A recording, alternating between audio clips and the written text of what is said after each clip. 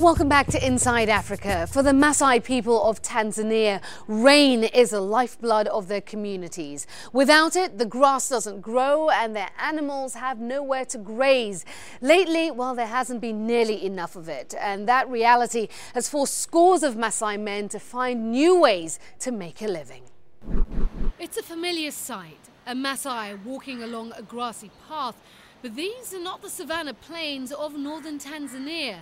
This is the route this former herdsman takes to a Salaam hotel, where he works as a security guard. Samuel says reduced rainfall in his native Arusha has forced him to do this. Bila swala la jua inachangia, sababu mifugo ile inategemea sana majani ya porini, mvua labda ikinyesha ndio zishibe.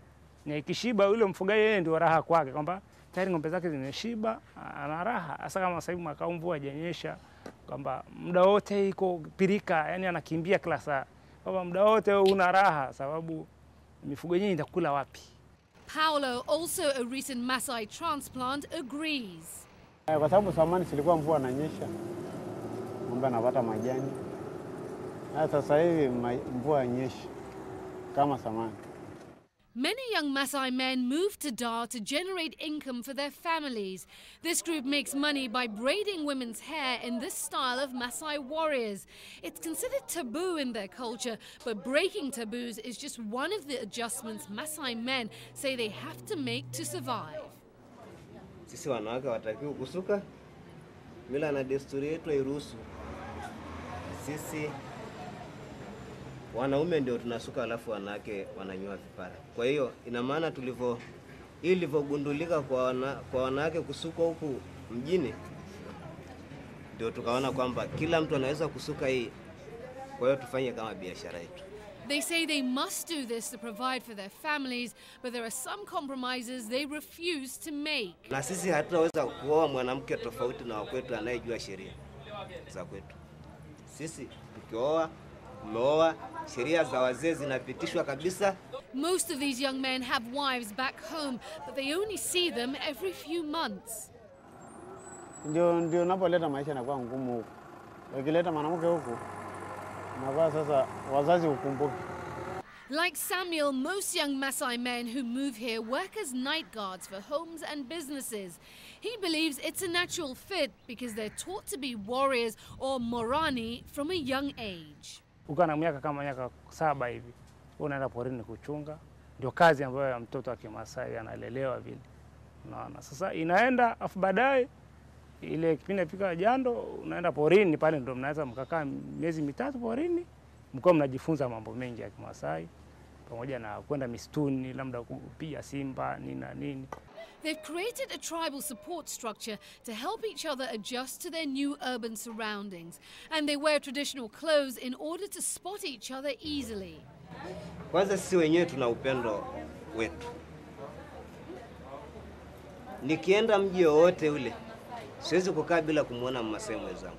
Not a surprising sentiment. Their relations with Dar es Salaam residents can be tense. Kuna ile hata usiku anavaa hiyo nguo ya Kimasai alafu anaenda kuiba, anafunja. Mtu akiona kule anasema, Masai mwenyewe ndio kaiba. Unaona? Alafu kuna watu wengine wanatusarau kama hivi, tumevaa hivi, anasema hawajui sheria. Despite the difficulties, most Maasai are determined to maintain their cultural traditions. Utabaki pale sababu wale watu wanaosoma wale. But if climate change is to blame for their plight, the obstacles to their traditional way of life are only expected to grow. So what exactly has been the impact of climate change on sub-Saharan Africa, and what does the future hold? I asked Peter Webster, a professor at Georgia Tech School of Earth and Atmospheric Sciences. The first world, like the United States and Europe, has a greater chance of adapting to climate change. They can change their farming practices quite easily. But when you get to the developing countries, that becomes much, much more difficult. The resources that one needs to adapt to a changing climate are very difficult. And on top of that too, we have increasing population. So even with no climate change, but just variations of climate with natural cycles, it becomes more difficult when the population increases. Resources are stretched all the time. I think when one looks at what's happened in the Sudan and the tragedy at Darfur, where you have different ethnic groups essentially fighting over the same land because there are more people and the climate has been so difficult over the last 50 years. I do believe that climate can cause great conflicts. And I think there are other parts of the world where that will occur too. Bangladesh is one of them. Sure. But Africa particularly, where things now are very difficult and I think will become more difficult. And there we must leave it. I'll be back with a brand new Inside Africa next week. Thank you for watching.